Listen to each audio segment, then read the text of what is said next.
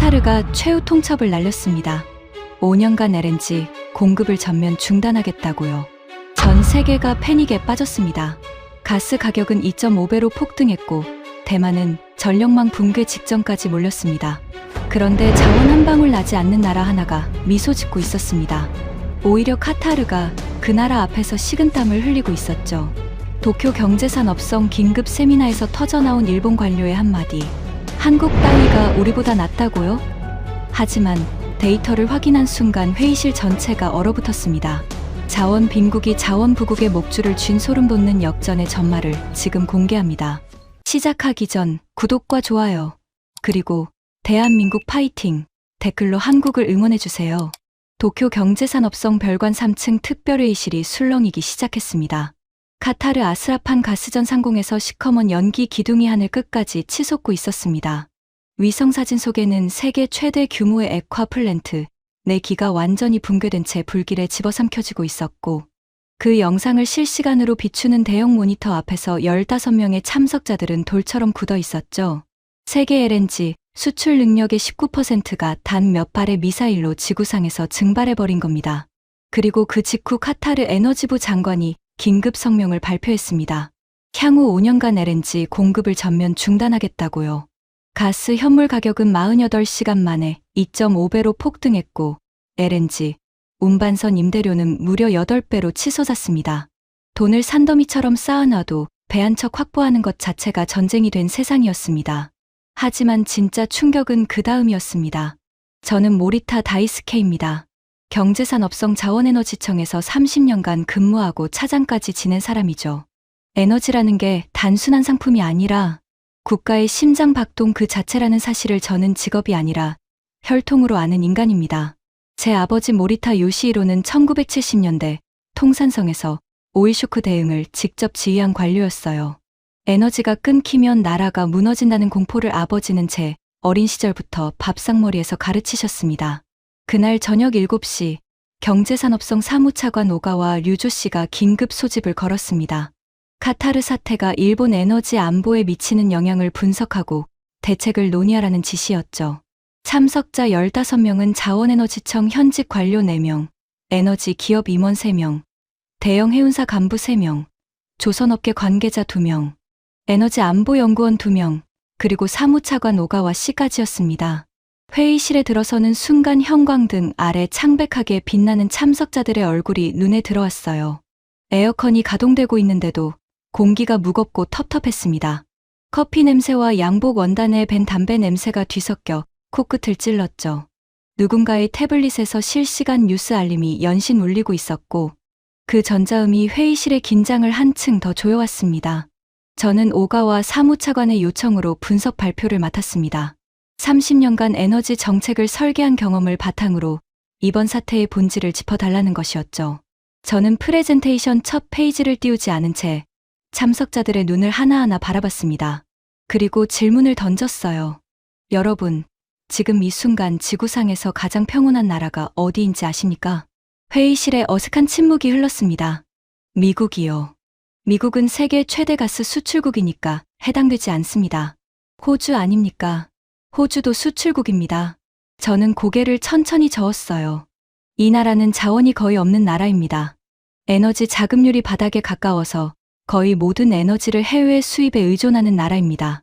그런데 전 세계가 아비규환에 빠진 이 순간, 이 나라만 공식적으로 수급에 문제가 없다고 선언하고 있습니다. 15명의 시선이 일제히 제게 쏠렸습니다. 그리고 제가 입을 열기도 전에 회의실 맨 앞줄에 앉아 있던 사람이 먼저 소리를 냈죠. 모리타 선배, 혹시 한국 말씀하시는 겁니까? 하야시 도모이로, 자원에너지청 기획관이었습니다. 42세, 도쿄대 법학부를 수석으로 졸업하고 경제산업성에 입성한 엘리트 중의 엘리트였죠. 칼날 같은 이목구비의 얇은 입술 위로 항상 비웃음기가 어려있는 남자였습니다. 저보다 18년 후배였지만 그의 눈빛에는 선배에 대한 경애 같은 건 티끌만큼도 없었어요. 하야시는 의자 등받이에 몸을 기대며 팔짱을 낀 채 말했습니다. 한국은 우리와 같은 자원 빈국 아닙니까? 에너지 자급률도 우리 일본과 비슷한 수준이고 LNG 수입량도 세계 상위권이에요. 우리보다 나을 게 뭐가 있습니까? 저는 대답하지 않았습니다. 하야시의 뒤를 이어 다른 목소리가 터져 나올 걸 알고 있었으니까요. 예상대로였습니다. 하야시의 바로 옆에 앉아 있던 구로카와 마사시 씨가 무거운 목소리로 가세했어요. 65세. 젠 미쓰비시 중공업 조선의 양사업부 상무. 일본 조선업 전성기를 온몸으로 겪은 세대의 산증인이었습니다. 백발이 섞인 머리카락 아래로 깊게 파인 주름이 고집스러움을 말해주고 있었죠. 모리타 씨, 설마 한국 조선소가 배를 많이 만드니까 뭐가 대단한 것처럼 포장하시려는 건 아니겠죠? 세계 최초로 LNG 운반선을 건조한 나라가 어디인지 잊으신 건 아닐 테고요. 한국은 우리 일본의 기술을 배워서 양만 늘린 것뿐입니다. 양과 질은 다릅니다. 구로카와 씨의 목소리에는 한국이라는 단어를 말할 때마다 미세하게 떨리는 분노가 묻어 있었어요. 저는 그 떨림의 정체를 알고 있었습니다. 미쓰비시 중공업이 한국 조선소와 LNG 운반선 수주 경쟁에서 참패한 뒤 조선 사업부를 사실상 축소하게 된 기억, 그 상처가 아직도 그의 가슴에 단검처럼 박혀 있었던 거죠. 하지만 가장 치명적인 한마디는 하야시에게서 나왔습니다. 하야시는 자리에서 반쯤 일어나며 회의실 전체를 한번 둘러봤어요. 마치 이 자리에 있는 모든 사람이 자기 편이라는 걸 확인하듯이요. 그리고 입술 한쪽을 비틀어 올리며 말했습니다. 솔직히 말씀드리죠, 선배. 한국의 에너지 전략이라는 건 우리 일본 것을 베낀 여러 판입니다. LNG 도입도 우리가 먼저 했습니다. 장기 계약 시스템도 우리가 설계했고 원전 기술도 우리가 앞서 있었습니다. 한국은 항상 우리 뒤를 따라온 후발주자에 불과합니다. 그런 나라가 이 위기에서 우리보다 잘 대처하고 있다고요? 모리타 선배, 실례지만 데이터를 잘못 읽으신 것 아닙니까? 저는 그 순간 손가락 끝이 차갑게 식는 걸 느꼈습니다. 분노 때문이 아니었어요. 불과 한 달 전까지 저 역시 하야시와 똑같은 생각을 하고 있었다는 사실 때문이었습니다. 일본이 에너지 안보의 선두주자이고 한국은 우리를 따라하는 후발주자라는 그 확신. 저도 30년간 그 확신 위에 서서 일했으니까요. 회의실 분위기는 완전히 하야시 편이었습니다. 해운사 간부들이 고개를 끄덕이고 있었고 에너지 기업 임원들도 팔짱을 낀 채 저를 바라보고 있었어요. 조선업계 관계자 2명은 구로카와의 발언에 맞장구를 치듯 작게 고개를 주걱거렸죠. 연구원 한 명이 속삭이듯 옆 사람에게 말하는 소리가 들렸습니다. 모리타 씨가 퇴임 후에 좀 달라진 것 같다고요. 15명 중 14명이 적대적이거나 회의적이었습니다. 유일하게 다른 표정을 짓고 있는 사람은 맨 뒷줄 구석에 앉아 있던 다나카, 유키 씨뿐이었어요. 38세, 자원에너지청 에너지 안보 분석관. 안경 너머로 태블릿 화면을 들여다보며 무언가를 빠르게 검색하고 있었는데 그 시선의 진지함이 다른 참석자들과 확연히 달랐습니다. 하지만 그녀 역시 입을 열지는 않았어요. 오가와 사무차관은 회의실 맨 뒤쪽 상석에 앉아 두 손을 가지런히 모은 채 아무런 표정 없이 저를 바라보고 있었습니다. 63세의 노련한 관료 특유의 무표정이었죠.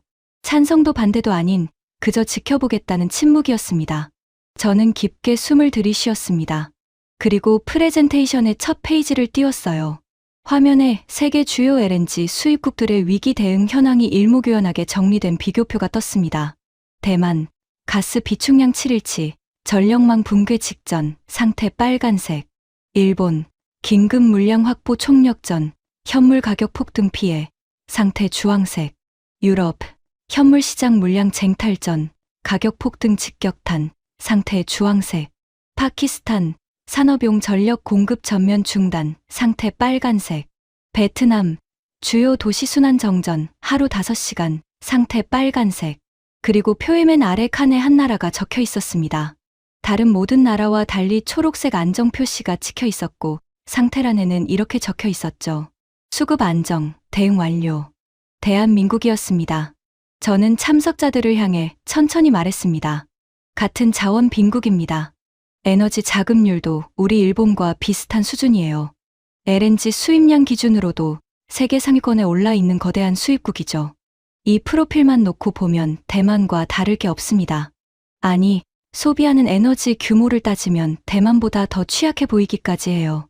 그런데 대만은 지금 7일치 비축을 쥐고 국가 전력망 붕괴를 눈앞에 두고 있고 한국은 수급에 문제가 없다고 선언하고 있습니다.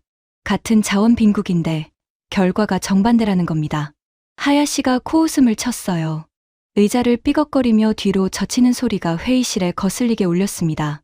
발표만 저렇게 한 거겠죠. 한국 정부가 국민 안심시키려고 뻥친 겁니다. 실제로는 우리보다 더 난리일걸요. 구로카와가 맞장구 쳤습니다. 한국은 원래 발표부터 하고 보는 나라 아닙니까? 수치를 부풀리는 건 그 사람들 특기죠. 회의실 여기저기서 킬킬대는 웃음소리가 번졌습니다. 저는 그 웃음소리를 들으며 가슴 한쪽이 뜨겁게 달아오르는 걸 느꼈어요. 하지만 동시에 냉정함을 잃으면 안 된다는 걸 알고 있었습니다. 감정으로 반박하면 지는 겁니다. 데이터로 증명해야 했어요. 저는 목소리를 한 톤 낮추고 또박또박 말했습니다. 하야시 기획관, 저도 처음에 같은 생각을 했습니다. 한국이 허세를 부리고 있을 거라고요. 저도 30년간 일본 에너지 정책을 설계하면서 한국은 항상 우리 뒤를 따라오는 후발주자라고 믿어왔으니까요. 하지만 제가 직접 데이터를 추적하기 시작한 순간 그 믿음이 무너졌습니다. 저는 잠시 말을 멈추고 회의실을 한번 둘러봤어요. 비웃음 섞인 표정, 팔짱 낀 자세, 관심 없다는 듯 스마트폰을 만지작거리는 손가락들. 적대적인 공기가 벽 사방에서 저를 압박하고 있었습니다. 하지만 그 압박감 속에서 저는 한 가지를 분명히 느꼈어요. 이 회의실에 있는 사람들 중 단 한 명도 제가 지금부터 보여줄 데이터를 직접 확인해 본 적이 없다는 사실을요. 하야시도, 구로카와도, 해운사 간부들도 모두 한국을 멸시하는 오래된 습관 위에 앉아서 편견이라는 안경을 벗지 못하고 있었습니다. 저 역시 한 달 전까지 그 안경을 끼고 있었으니까 그 심정을 너무나 잘 알고 있었죠. 저는 두 번째 슬라이드를 준비하며 하야시를 똑바로 바라봤습니다. 하야시 기획관, 한국이 허세를 부리는 건지 아닌지 지금부터 제가 추적한 데이터를 하나씩 보여드리겠습니다. 다 보시고 나서도 같은 말을 하실 수 있는지 확인하죠. 하야시가 턱을 치켜들며 비웃었습니다. 눈꼬리가 올라간 그 표정에는 한국 따위에 뭘 배울 게 있겠느냐는 오만함이 가득했어요. 보여주시죠. 저는 언제든 사실을 받아들일 준비가 되어 있습니다. 저는 그 말을 듣는 순간 속으로 생각했습니다. 하야시 기획관, 당신은 아직 모릅니다. 오늘 밤이 끝나기 전에 당신이 받아들여야 할 사실이 얼마나 잔인한 것인지를요. 자원 빈국이라는 같은 숙명을 가진 두 나라가 왜 이토록 다른 결과를 맞이했는지, 그리고 그 차이를 만든 것이 무엇인지를 당신의 눈앞에 낱낱이 펼쳐 보이겠습니다. 회의실 형광등이 미세하게 깜빡였습니다. 창밖으로 도쿄 시가지의 불빛이 보였어요. 그 불빛 하나하나가 에너지 위에서 빛나고 있었습니다. 그리고 그 에너지의 미래를 쥔 손이 누구의 것인지 이 방 안에 있는 사람들은 아직 아무도 모르고 있었죠. 맨 뒷줄에서 다나카 유키 씨가 태블릿 화면에서 고개를 들어 저를 바라봤습니다. 안경 너머로 비치는 그 눈빛에는 다른 참석자들에게서는 찾아볼 수 없는 무언가가 있었어요. 비웃음이 아니라 진지한 호기심이었습니다. 하지만 그녀 역시 아직 입을 열지는 않았죠. 저는 두 번째 슬라이드를 클릭했습니다. 화면에 숫자 하나가 크게 떴어요. 38조. 이 숫자의 의미를 이해하셔야 합니다. 여기서부터 시작이니까요. 하야시가 눈을 가늘게 떴습니다. 구로카와가 팔짱을 푸는 것이 보였어요. 오가와 사무차관의 무표정한 얼굴 위로 처음으로 미세한 변화가 스쳤습니다. 눈썹이 한 올 움직인 것뿐이었지만 저는 그 변화를 놓치지 않았죠. 회의실의 공기가 달라지기 시작하고 있었습니다. 38조. 저는 그 숫자를 화면에 띄운 채 잠시 침묵했습니다. 참석자들이 그 숫자의 무게를 체감할 시간이 필요했으니까요. 한국전력공사가 단 1년 만에 기록한 적자 규모입니다. 38조 원. 우리 엔화로 환산하면 4조엔에 가까운 금액이에요. 일본 경제산업성 연간 에너지 예산의 수배에 달하는 돈이 한 해 만에 증발한 겁니다. 회의실이 조용해졌습니다. 숫자의 크기가 주는 충격은 편견의 벽을 순간적으로 얇게 만들어요. 하야시조차 반사적으로 계산을 하고 있었죠. 눈동자가 미세하게 흔들리는 게 보였습니다. 같은 해 한국의 에너지 수입 총액은 72조 원을 넘어섰습니다. 나라 전체가 에너지를 사들이느라 피를 흘리고 있었던 거예요. 러시아 우크라이나 전쟁으로 글로벌 에너지 가격이 폭등하면서 한국처럼 에너지 전량을 수입하는 나라는 문자 그대로 뼈가 녹고 있었습니다. 저는 참석자들의 눈을 하나하나 바라보며 말했어요.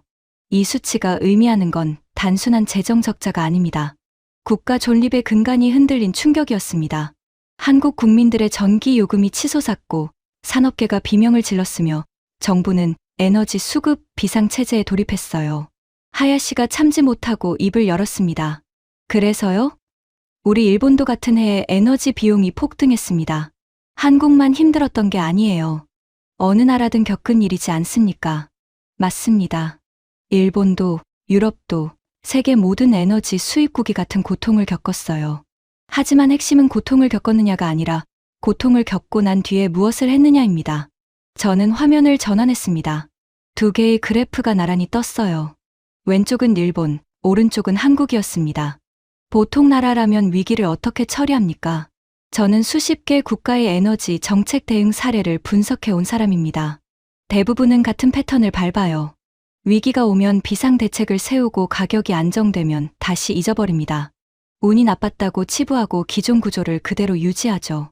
저는 잠시 말을 끊고 회의실을 둘러봤습니다.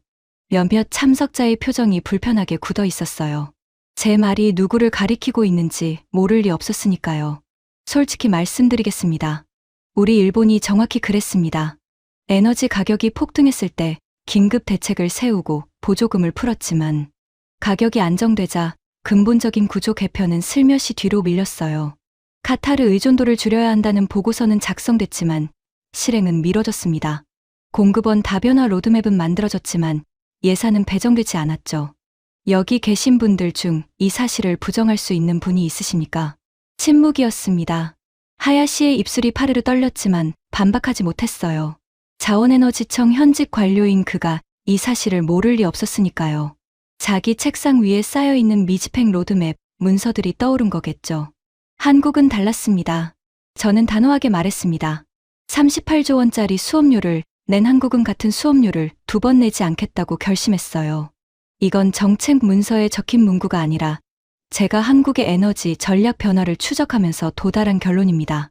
한국은 에너지 전략의 체질 자체를 뜯어고치기 시작했습니다. 하야시가 턱을 괴며 눈을 가늘게 떴습니다. 인정하고 싶지 않지만 반박할 카드를 아직 찾지 못한 표정이었어요. 첫 번째로 한국이 한 일은 카타르 의존 구조를 해체하는 것이었습니다. 저는 화면에 한국의 LNG 수입 비중 변화를 나타내는 그래프를 띄웠어요. 빨간색 선이 뚜렷하게 우하향하고 있었습니다. 한국은 오랫동안 카타르에서 대량의 LNG를 들여왔습니다. 안정적이고 가격도 합리적이었으니까요. 하지만 38조 원의 교훈은 명확했어요. 한 곳에 의존하면 그곳이 무너질 때 함께 무너진다는 것. 한국 정부와 가스공사는 카타르 의존도를 16%에서 7%까지 축소하는 로드맵을 실행에 옮겼습니다. 거의 절반 이하로 줄인 겁니다. 이 숫자를 화면에 띄우자 해운사 간부 한 명이 고개를 갸웃거렸어요. 의존도를 절반으로 줄이는 게 말처럼 쉬운 일이 아니라는 걸 업계 사람이라면 본능적으로 아니까요. 하야시가 기다렸다는 듯 반격했습니다. 의존도를 줄이려면 대체 물량이 있어야 합니다. 카타르에서 빼면 어디서 가져올 건데요? 한국이 가스를 새로 발견한 것도 아니고 없는 가스를 마법처럼 만들 수는 없지 않습니까? 좋은 지적입니다. 바로 거기서 저를 가장 놀라게 한 카드가 등장합니다. 저는 화면에 새로운 자료를 띄웠습니다. 미국산 LNG 280억 달러 규모의 장기 계약이었어요. 이 계약의 배경을 이해하려면 트럼프 행정부 시절의 한미 관계를 봐야 합니다. 당시 미국은 한국에 강도 높은 무역 압박을 가하고 있었어요. 관세 인상 위협, 방위비 분담금 증액 요구, 무역 불균형 시정 압력. 한국 정부는 이 압력 속에서 협상 카드를 찾아야 했고 그 과정에서 미국산 LNG 대규모 장기 구매를 제한한 겁니다. 구로카와가 콧방귀를 뀌었습니다. 그거야 정치적 굴복이죠. 미국한테 밉보이기 싫어서 비싼 가스를 떠안은 것 아닙니까? 전략이라고 부르기엔 좀 창피한 수준인데요. 저는 구로카와 씨를 똑바로 바라봤습니다. 구로카와 상무님, 한국 언론도 당시 같은 말을 했습니다. 굴욕 외교라고요.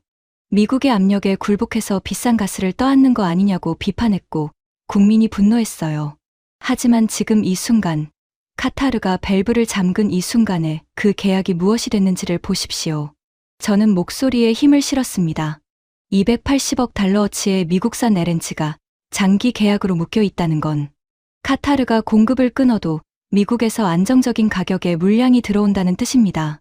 현물 시장에서 2.5배로 폭등한 가격에 허덕이는 우리 일본이나 대만과 달리 한국은 계약 가격으로 가스를 받을 수 있는 거예요. 굴욕이라고 욕먹었던 그 계약이 지금 대한민국을 구하는 생명줄이 되고 있는 겁니다. 회의실의 공기가 달라지는 게 느껴졌습니다. 해운사 간부 중 한 명이 팔짱을 풀었어요. 에너지 기업 임원이 자세를 고쳐 앉는 소리가 들렸죠. 미세한 변화였지만 저는 놓치지 않았습니다. 저는 참석자들에게 물었습니다. 여러분에게 묻겠습니다. 우리 일본이 에너지 위기를 겪은 뒤 이 정도 규모의 공급원 전환을 실행한 적이 있습니까? 침묵이었습니다. 5초, 10초, 15초. 아무도 대답하지 못했어요. 하야시의 입술이 실룩거렸지만 소리는 나오지 않았습니다. 그 침묵 자체가 답이었죠. 맨 뒷줄에서 다나카 유키 씨가 태블릿에서 고개를 들었습니다. 안경 너머의 눈빛이 진지하게 빛나고 있었어요. 모리타 선배, 이 미국산 LNG 장기 계약 데이터는 확인된 건가요? 사실이라면 상당히 의미 있는 구조 전환인데요. 회의실의 작은 파문이 일었습니다. 다나카가 입을 열었다는 것 자체가 하나의 신호였어요. 자원에너지청에서 가장 냉철한 분석 능력을 인정받는 그녀가 관심을 보였다는 건 데이터에 일리가 있다는 뜻이었으니까요. 하야시가 고개를 돌려 다나카를 노려봤습니다. 눈빛이 날카로웠어요. 다나카 씨, 설마 저 말을 믿는 겁니까? 장기 계약이야 어느 나라든 하는 거 아닙니까? 우리도 카타르와 장기 계약을 맺고 있었는데 지금 무슨 소용입니까? 다나카가 하야시를 똑바로 바라보며 차분하게 대답했습니다. 하야시 기획관님, 장기 계약의 유무가 아니라 그 계약이 어디에 얼마나 분산되어 있느냐가 핵심 아닐까요? 우리 일본의 장기 계약은 카타르와 호주에 집중되어 있습니다. 카타르가 무너지면 절반이 흔들리는 구조예요. 한국은 미국, 호주, 캐나다, 중동, 동남아시아에 걸쳐 분산돼 있다는 게 모리타 선배 주장의 핵심인 것 같은데 제가 볼 때 그건 데이터로 확인 가능한 사실입니다. 하야시의 입이 벌어졌다가 닫혔습니다. 논리적 반박이 아니라 감정적 반발을 했다가 다나카에게 논리로 맞받아진 거예요. 하야시의 목에 핏줄이 서는 게 형광등 아래서 선명하게 보였습니다. 저는 이 기회를 놓치지 않았습니다. 화면을 전환하며 말했어요. 이건 시작일 뿐입니다. 미국산 LNG 장기 계약은 한국이 구축한 방어 체계의 첫 번째 층에 불과합니다. 한국은 카타르 의존도를 절반 이하로 줄이면서 동시에 중동을 완전히 우회하는 새로운 경로까지 만들어놨습니다. 화면에 세계 지도가 떴습니다. 저는 빨간 선 하나를 그었어요. 중동에서 출발해 호르무즈 해협을 지나 인도양을 건너 말라카 해협을 통과한 뒤 동아시아에 도착하는 기존 LNG 운송 루트였습니다. 이 경로에 병목이 몇 개입니까? 호르무즈 해협, 말라카 해협, 최소 2곳입니다. 이 2곳 중 하나만 막혀도 가스가 도착하지 못해요. 우리 일본의 LNG 수입선 대부분이 이 경로를 따르고 있습니다. 저는 지도 위에 파란 선을 하나 더 그었습니다. 캐나다 서부 해안에서 출발해 태평양을 가로질러 동아시아에 직접 도착하는 루트입니다. 호르무즈 해협을 지나지 않습니다. 말라카 해협도 지나지 않아요. 중동의 지정학적 불안정성과 완전히 분리된 독자적 공급 경로입니다. 회의실 앞줄에 앉아있던 해운사 간부가 상체를 앞으로 기울였습니다. 해운업 종사자라면 이 루트의 의미를 본능적으로 이해하니까요. 이 프로젝트의 이름은 LNG 캐나다입니다. 한국이 무려 17년간 묵묵히 준비해온 사업이에요. 저는 이 숫자를 강조했습니다. 17년입니다. 대부분의 정치인은 다음 선거까지밖에 내다보지 못하는데 한국은 17년 뒤를 내다보며 이 루트를 설계하고 투자하고 건설해 온 겁니다. 올해 말부터 실제 물량이 유입되기 시작하며 운송비는 중동 경유 대비 20% 저렴합니다. 구로카와가 처음으로 표정이 흔들렸습니다. 주름진 이마에 깊은 골이 파이더니 두 손으로 무릎을 꽉 쥐는 게 보였어요. 17년이라는 시간의 무게를 조선업에 평생을 바친 사람이 체감한 거였죠. 조선소 하나를 짓는 데만 수년이 걸린다는 걸 뼈로 아는 사람이니까요. 저는 참석자들에게 되물었습니다. 우리 일본이 에너지 위기 이후 이런 우회로를 확보한 적이 있습니까? 중동을 완전히 우회하는 독자 경로를 17년 전부터 준비한 적이 있습니까? 다시 침묵이었습니다. 하지만 이번 침묵의 질은 아까와 달랐어요. 처음에 침묵이 비웃음 섞인 무관심이었다면 이번 침묵에는 당혹감이 묻어 있었습니다. 하야시가 다리를 꼬며 불편한 기색을 감추려 했지만 눈동자가 불안하게 흔들리고 있었어요. 저는 그 흔들림을 보며 다음 카드를 꺼낼 타이밍이라고 판단했습니다. 두 번째 방패를 보여드리겠습니다. 화면이 아랍에미리트로 전환됐습니다. UAE라는 나라와 한국의 관계를 여러분은 아마 잘 모르실 겁니다. 저도 이 데이터를 파기 전까지는 몰랐어요. 하지만 추적해보니 18년에 걸친 혈맹 관계가 드러났습니다. 시작은 원전이었습니다. 한국이 UAE 바라카 원전 건설을 수주한 거예요. 32조 원 규모의 초대형 프로젝트였습니다. 경쟁 상대는 프랑스의 아레바, 미국의 웨스팅하우스, 그리고 우리 일본 연합이었습니다. 저는 여기서 말을 잠시 끊었어요. 일본 연합이라는 단어가 회의실 공기를 뒤흔들었습니다. 이 자리에 앉아있는 사람들 중 당시 수주 전에 간접적으로든 관여했던 사람이 있을 수 있었으니까요. 실제로 에너지, 기업 임원 한 명의 얼굴이 붉어지는 게 보였습니다. 한국이 이겼습니다. 가격 경쟁력과 공기 단축 능력, 그리고 한국이 제안한 포괄적 협력 패키지가 UAE의 마음을 움직인 거였죠. 하지만 한국은 원전만 짓고 떠나지 않았습니다. 아크 부대라는 군사 부대를 UAE에 파병해서 안보 협력까지 제공했어요. 그리고 결정적인 순간이 왔습니다. 예멘 후티 반군이 UAE를 공격했을 때 한국산 천궁 미사일 방어 체계가 실전에서 미사일을 요격한 겁니다. UAE 국민의 생명을 한국 기술이 지켜낸 순간이었어요. 저는 손가락을 꼽으며 정리했습니다. 원전 건설로 경제적 신뢰를 쌓고 군사 파병으로 안보적 유대를 만들고 미사일 방어로 실전 검증까지 완료한 겁니다. 이 세 가지가 18년에 걸쳐 겹겹이 쌓이면서 UAE는 한국을 단순한 거래 상대가 아니라 전략적 혈맹으로 인식하게 됐습니다. 그 결과가 이번 카타르 사태에서 드러났죠. UAE가 한국에 가장 먼저 에너지를 공급하겠다고 나선 겁니다. 저는 회의실을 천천히 둘러보며 한마디를 더했습니다. 같은 중동 산유국인 UAE가 카타르의 공백을 메우겠다며 한국을 최우선 순위에 놓은 거예요. 우리 일본이 아니라요. 이 말이 떨어지는 순간 회의실의 온도가 2도쯤 내려간 것 같았습니다. 일본도 UAE에서 대량의 에너지를 수입하는 나라인데 한국이 우선순위에서 앞서버렸다는 의미를 참석자들이 체감한 거예요. 해운사 간부 3명이 동시에 자세를 고쳐 앉았습니다. 에너지 기업 임원 한 명이 메모지를 꺼내 무언가를 적기 시작했어요. 연구원 2명이 서로 눈빛을 교환했습니다. 회의실의 공기가 뚜렷하게 바뀌고 있었죠. 하야시의 얼굴이 굳어져 있었습니다. 아까의 비웃음이 사라진 자리에 불편함이 자리 잡고 있었어요. 하지만 그는 아직 인정할 준비가 되지 않았습니다.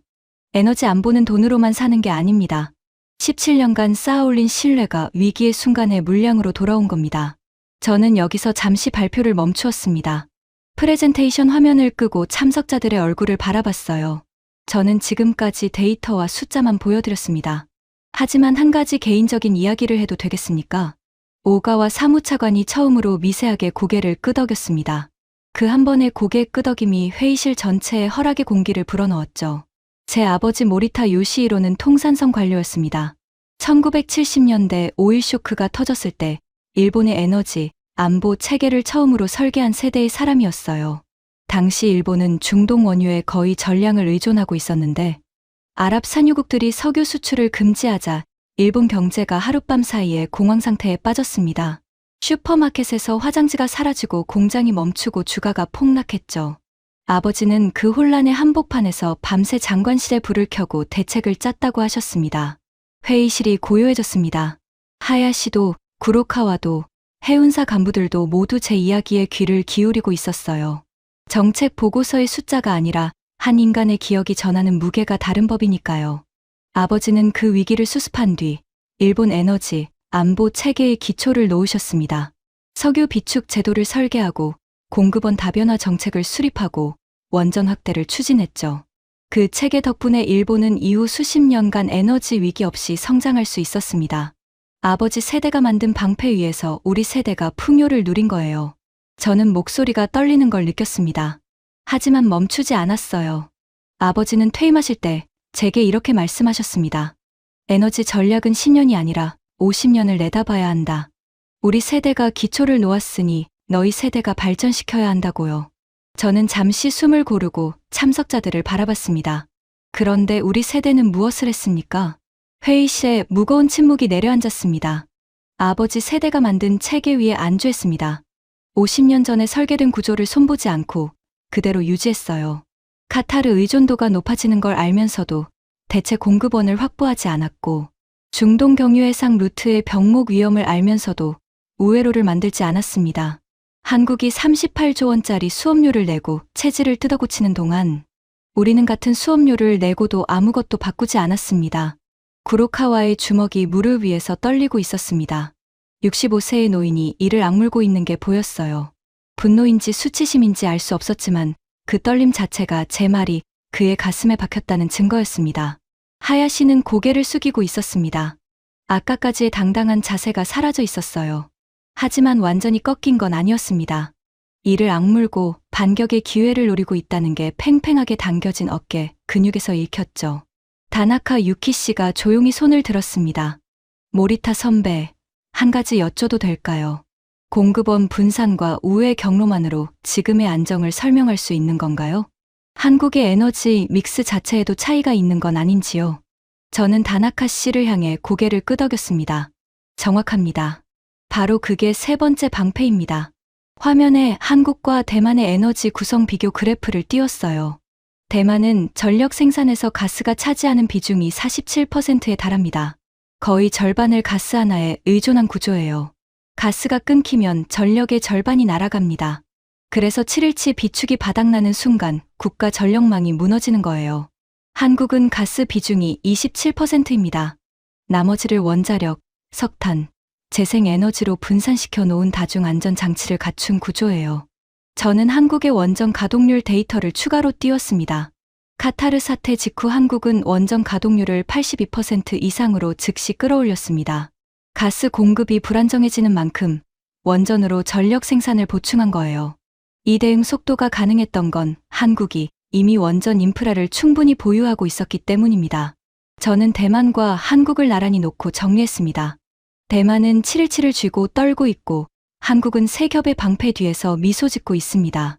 미국산 LNG, 장기 계약으로 카타르 의존도를 절반 이하로 줄이고 17년간 준비한 캐나다 태평양 직항로로 중동 병목을 완전히 우회하고 UAE 18년 혈맹으로 중동 내에서도 우선 공급권을 확보하고 에너지 믹스로 가스 의존도 자체를 27%로 낮춰놓은 겁니다. 앞줄에 앉아있던 에너지 연구원이 작게 탄식을 내뱉었습니다. 옆에 있던 동료 연구원이 고개를 끄덕이고 있었어요. 해운사 간부 3명의 얼굴에도 처음 보는 표정이 떠올라 있었습니다. 비웃음이 아니라 인정의 초기 단계에 있는 표정이었죠. 하지만 진짜 소름 돋는 건 이제부터입니다. 저는 화면을 전환하며 목소리를 한 톤 낮췄습니다. 지금까지 보여드린 건 방패입니다. 한국이 스스로를 지키는 방어 체계에 불과해요. 하지만 한국은 단순히 방어만 하고 있는 게 아닙니다. 저는 참석자들의 눈을 하나하나 바라봤습니다. 한국은 오히려 카타르의 숨통을 쥐고 있습니다. 이 말이 떨어지는 순간 하야시가 벌떡 상체를 일으켰습니다. 구로카와의 눈이 커졌어요. 회의실 전체에 전기가 흐르는 것 같았습니다. 저는 스크린에 사진 한 장을 띄웠습니다.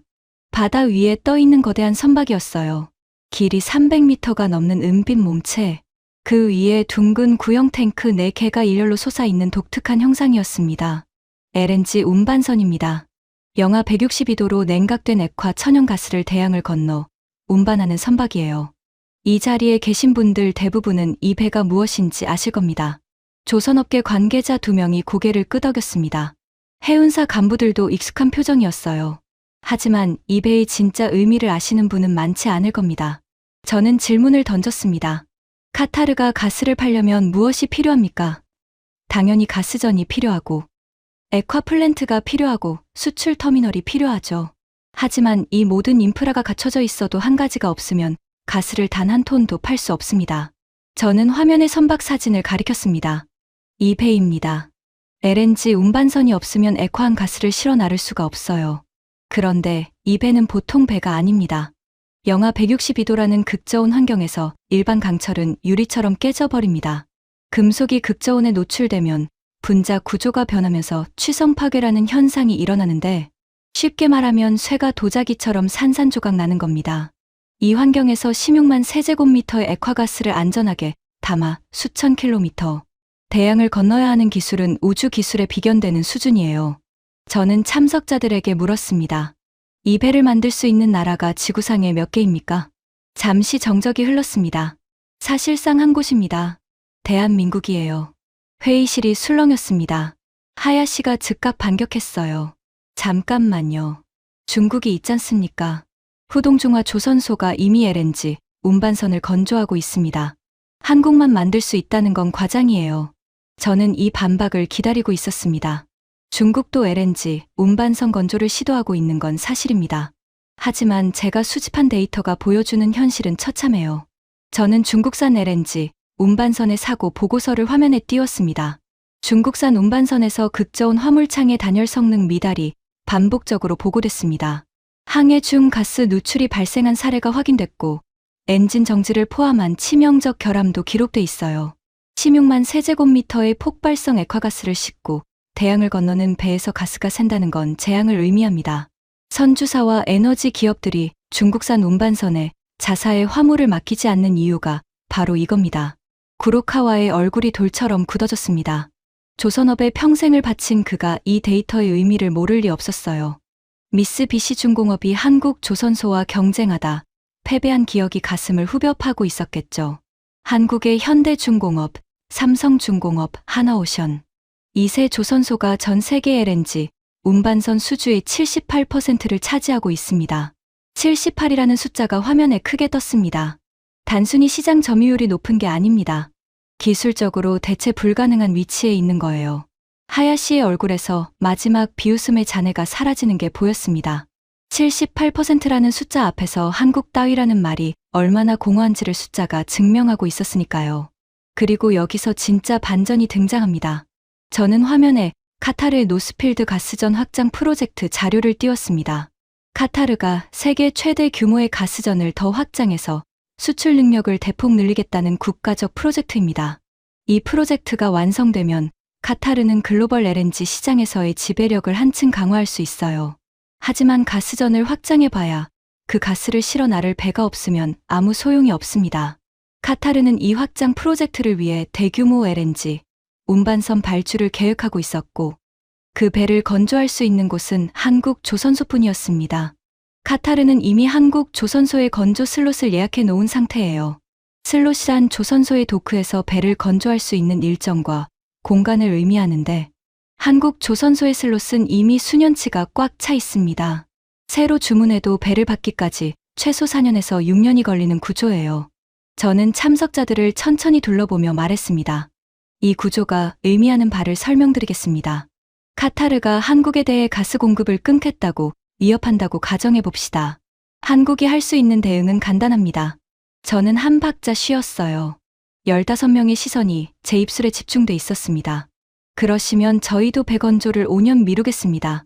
이 한마디면 끝입니다. 카타르가 배를 제때 받지 못하면 노스필드 확장 프로젝트가 지연되고 가스를 생산해도 실어 나를 수 없으니 수출이 막히고 수출이 막히면 카타르의 국가 경제가 마비됩니다. 카타르 GDP의 압도적 비중이 에너지 수출에 의존하고 있으니까요. 회의실이 완전한 정적에 빠졌습니다. 펜 떨어지는 소리조차 들릴 것 같은 고요함이었어요. 가스를 끊겠다고 협박한 건 카타르인데 그 협박이 실행되는 순간 더 큰 고통을 받는 쪽도 카타르라는 역설. 자원 빈국이 자원 부국의 숨통을 쥐고 있는 이 역전된 권력 구조를 참석자들이 이해하기 시작한 거였습니다. 바로 그때 하야시가 의자를 박차고 일어났습니다. 모리타 선배, 목소리가 떨리고 있었어요. 분노인지 당혹감인지 구분이 안 되는 떨림이었습니다. 형광등 아래에서 하야시의 이마에 땀방울이 맺혀 있는 게 보였죠. 일본인이 일본을 깎아내리고 한국을 띄우는 게 그렇게 즐거우십니까? 도대체 어느 나라 사람이십니까? 회의실의 긴장이 폭발 직전까지 치솟았습니다. 참석자들의 눈이 저와 하야시 사이를 번갈아 오갔어요. 누군가의 숨소리가 거칠어지는 게 들렸습니다. 저는 하야시를 똑바로 바라봤습니다. 그의 눈 속에서 공포를 봤어요. 자기가 30년간 믿어온 것이 무너지고 있다는 공포.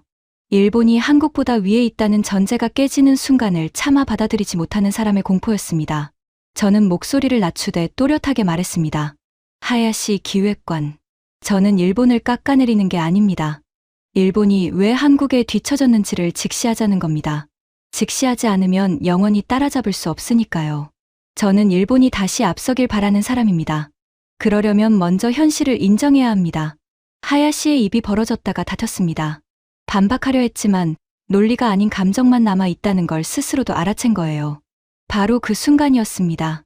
회의실 맨 뒤쪽 상석에서 오가와 사무차관이 입을 열었어요.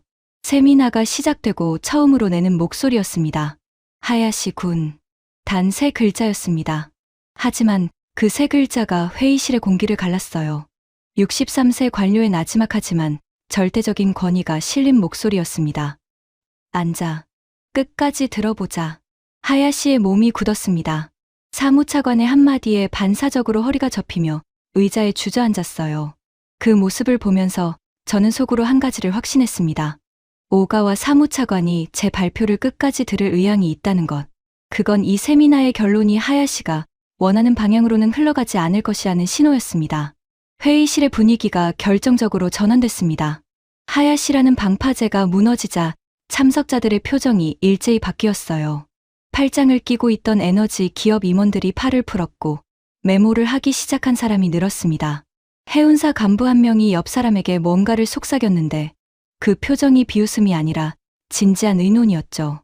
연구원 한 명이 조용히 손을 들었습니다. 모리타 씨, 그렇다면 유럽도 러시아 에너지 의존에서 벗어났는데 카타르도 한국 조선소 대신 다른 곳을 찾으면 되는 거 아닙니까? 저는 이 질문을 기다리고 있었습니다. 러시아 가스를 끊는 건 고통스럽지만 가능했습니다. 왜냐하면 가스 자체는 대체할 수 있으니까요. 미국산 LNG, 노르웨이 가스, 카타르 가스 등 공급원이 여러 곳 있었습니다. 하지만 LNG, 운반선의 경우는 상황이 완전히 다릅니다. 저는 한 글자 한 글자에 힘을 실었습니다.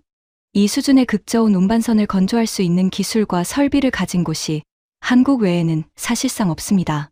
대체제가 존재하지 않는 거예요. 러시아 가스는 다른 가스로 바꿀 수 있었지만 한국 조선소는 다른 조선소로 바꿀 수가 없습니다. 질문한 연구원이 고개를 천천히 끄덕였습니다. 옆에 앉은 동료 연구원도 같이 끄덕이고 있었어요. 저는 마지막으로 한 가지 개념을 더 설명했습니다. 한국이 만든 LNG, 운반선은 단순한 배가 아닙니다.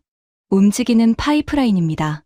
이 개념이 왜 중요하냐면 우리 일본이 당한 일과 직결되기 때문입니다. 유럽은 러시아 가스에 의존할 때 노르드 스트림이라는 고정 파이프라인으로 가스를 받았어요. 고정 파이프라인의 치명적 약점은 방향을 바꿀 수 없다는 겁니다.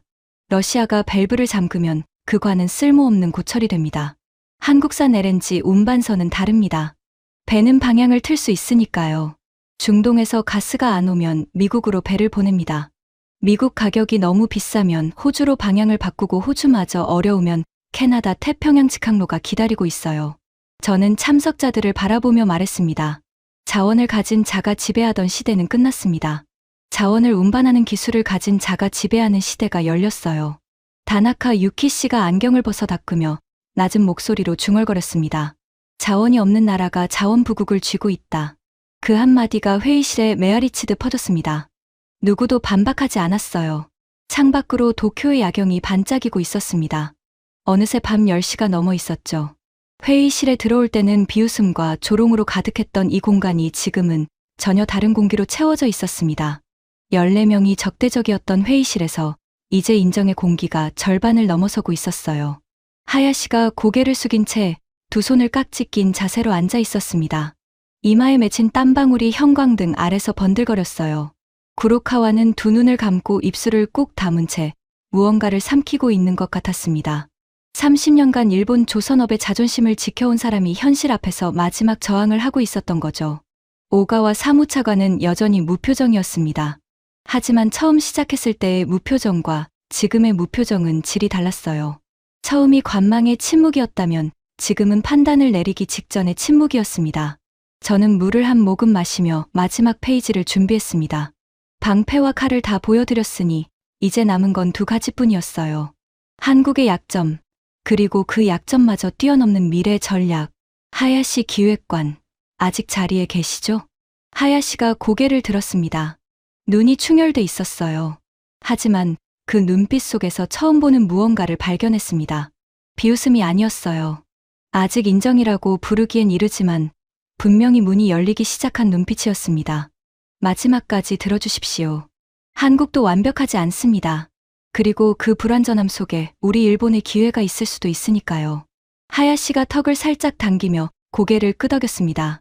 그 고개짓이 이 세미나에서 하야시가 처음으로 보인 긍정의 신호였어요. 저는 마지막 챕터를 열었습니다. 저는 화면에서 한국의 화려한 전략 자료를 모두 지우고 숫자 하나만 남겼습니다. 11. 한국의 LNG 비축량이 고작 11치라는 사실이었어요. 참석자들의 표정이 순간 얼어붙는 게 보였습니다. 방금 전까지 세 겹의 방패와 조선 슬로, 역전 카드에 압도돼 있던 사람들이 이 숫자 앞에서 현실로 돌아온 거였죠. 저는 분석가입니다.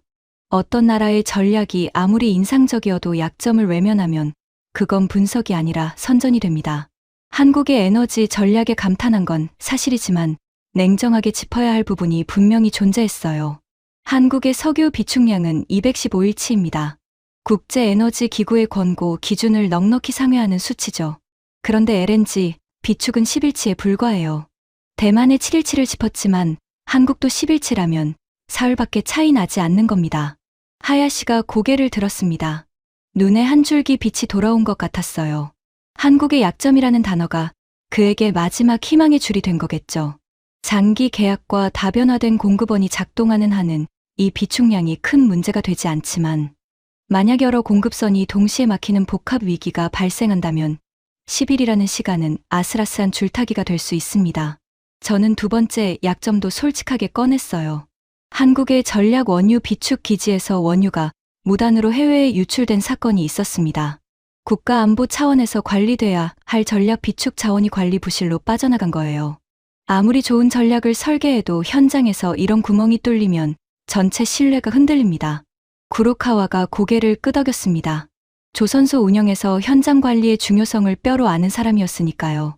세 번째로 짚어야 할 건 국민이 체감하는 현실적 고통이었습니다. 아무리 공급망이 안정적이어도 카타르 사태로 글로벌 가스 가격이 폭등한 이상 한국도 가스 요금 인상을 피할 수 없어요. 전략적 안정과 국민이 느끼는 고통 사이에는 괴리가 존재합니다. 여기까지 말한 뒤 저는 잠시 침묵했습니다.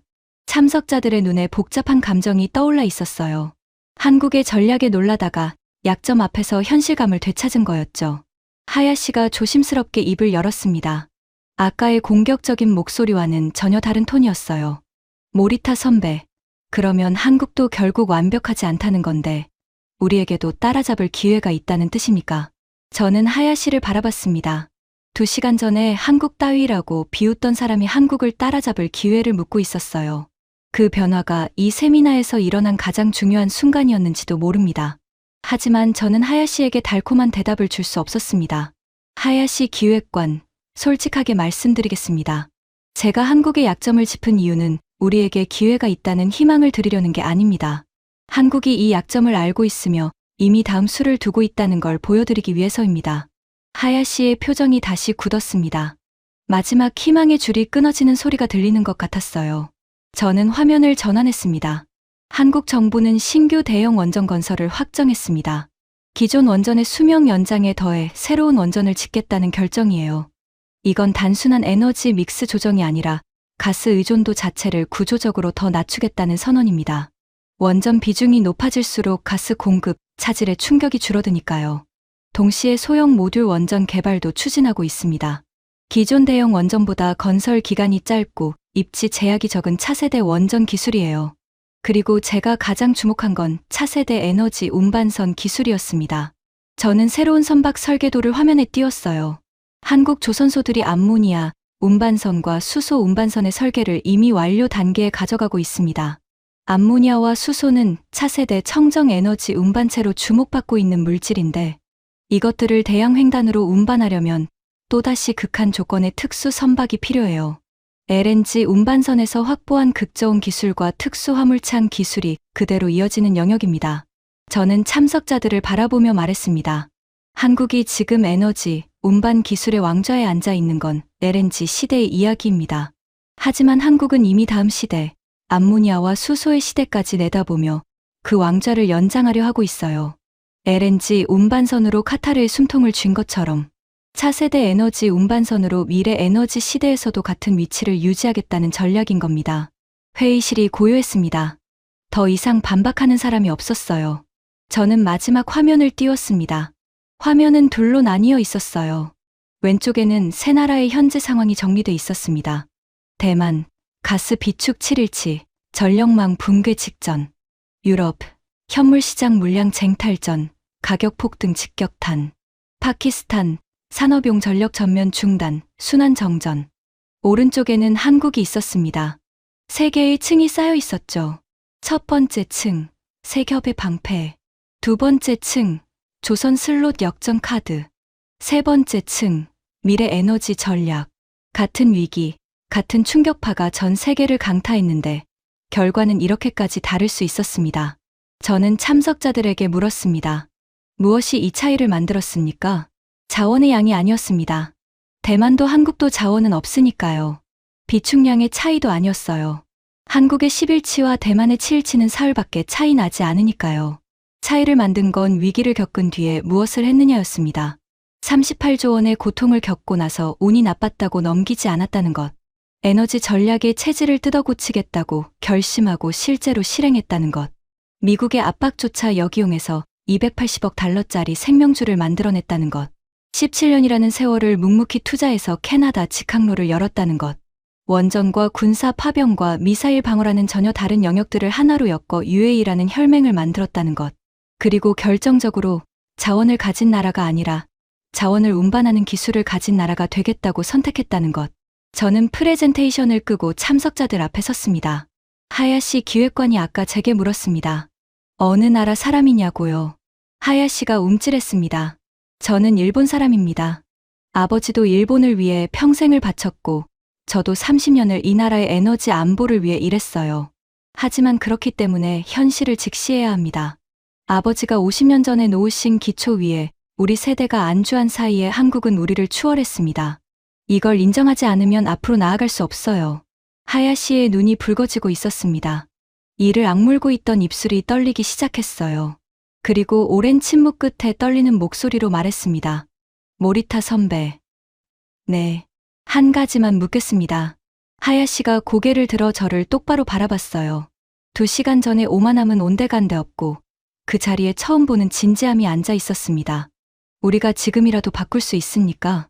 그 한마디가 회의실을 관통했습니다. 한국 따위가 라고 비웃던 사람이 우리가 바꿀 수 있느냐고 묻고 있었어요. 저는 가슴이 뜨거워지는 걸 느꼈습니다. 분석가로서가 아니라 같은 나라의 후배를 바라보는 선배로서 말이에요. 구로카와가 주먹을 불끈 쥐며 낮은 목소리로 말했습니다. 우리 미쓰비시가 한국 현대중공업에 진 게 기술이 없어서가 아니라 바꾸지 않아서였다는 걸 30년간 인정하기 싫었습니다. 65세 노인의 목소리가 떨리고 있었어요. 주름진 손등에 핏줄이 붉어져 있었습니다. 일본 조선업의 자존심을 상징하는 사람이 공개적으로 패배를 인정하는 순간이었죠. 회의실 여기저기서 작은 탄식이 흘러나왔습니다. 다나카 유키 씨가 안경을 벗고 눈시울을 훔치는 게 보였어요. 해운사 간부 한 명이 고개를 깊이 숙이고 있었고 에너지 기업 임원이 메모지 위에 무언가를 힘주어 쓰고 있었습니다. 바로 그때였습니다. 오가와 사무차관이 자리에서 천천히 일어났어요. 회의실의 모든 시선이 그에게 집중됐습니다. 63세의 노련한 관료가 양복 재킷의 단추를 하나 풀며 참석자들을 둘러봤어요. 모리타 군. 네, 사무차관님. 오늘 이 세미나에서 내가 가장 충격받은 건 한국의 전략이 아닙니다. 오가와의 목소리는 낮았지만 회의실 구석구석까지 또렷하게 닿았습니다. 우리 일본이 왜 같은 걸 하지 못했느냐는 질문입니다. 저는 오가와 사무차관의 눈을 바라봤어요. 30년간 관료 생활을 하면서 온갖 위기를 넘겨 온 사람의 눈이었습니다. 그 눈에 처음으로 분명한 결의가 서리는 게 보였죠. 자원이 없다는 건 숙명입니다. 우리도 한국도 그 숙명에서 벗어날 수 없어요. 하지만 그 숙명을 어떻게 받아들이느냐는 선택입니다. 한국은 숙명을 원망하지 않고 기술과 전략으로 뒤집었습니다. 우리는 과거의 영광에 안주했어요. 오가와가 하야시를 바라봤습니다. 하야시 군, 자네가 물었지. 바꿀 수 있느냐고. 바꿀 수 있어. 하지만 오늘 이 방에서 나간 뒤에도 한국 따위라는 생각을 버리지 못하면 영원히 못 바꿔. 하야시의 어깨가 한 차례 크게 떨렸습니다. 오가와가 저를 향해 고개를 돌렸어요. 모리타 군, 내일 아침 장관에게 보고하겠습니다. 일본 에너지 안보 전략의 전면 재검토가 필요하다고. 오늘 자네가 보여준 자료를 첨부해도 되겠나? 저는 깊이 고개를 숙였습니다. 물론입니다, 사무차관님. 회의실을 나서기 전 저는 창가에 잠시 멈춰 섰습니다. 도쿄의 야경이 눈아래 펼쳐져 있었어요. 무수한 불빛들이 밤하늘 아래서 반짝이고 있었습니다. 그 불빛 하나하나가 에너지 위에서 빛나고 있었죠. 아버지가 50년 전에 놓으신 기초 위에서 우리 세대는 너무 오래 쉬었습니다. 그 사이에 한국이라는 나라는 38조 원짜리 고통을 발판으로 삼아 세계 에너지 질서의 규칙을 바꿔놓았어요. 자원이 없다는 숙명을 원망하지 않고 사람의 머리와 기술과 꺾이지 않는 집념으로 거대한 자원, 제국들의 숨통을 쥐는 나라가 된 겁니다. 에너지를 소유한 자가 세상을 지배하던 시대는 저물고 있습니다. 에너지를 설계하고 운반하고 통제하는 기술을 가진 자가 지배하는 새로운 시대가 열리고 있어요. 그리고 그 왕좌에 대한민국이 앉아 있습니다. 저는 한 가지를 확신하며 회의실을 나섰습니다.